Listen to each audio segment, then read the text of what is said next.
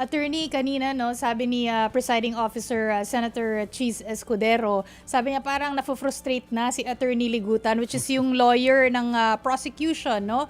Kayo po ba, did you understand his frustration? Kasi ilang beses siya nagsabi, vague, objection, compound question ba yun? Tama ba, Attorney? Yung sunod-sunod na questions.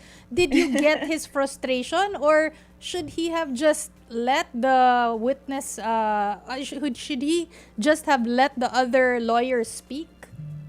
Of course, I understand the frustration of attorney, no, of the prosecution. We all witnessed his, of course, brilliance yesterday.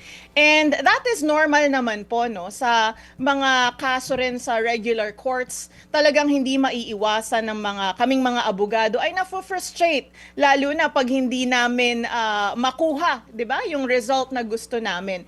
Even if sabihin pa na medyo na-frustrate siya doon, there's nothing wrong about that, right? Lawyers are, human beings also. Talagang may emotion din ang mga yan. But Pero nakuha niyo po yung punto niya na bakit Oh, nagsabi siya yes. ng vague, bakit legit po ba not legit, but then do you think na, well, dapat lang ginawa niya yun at pinigilan yung isang lawyer na magsalita?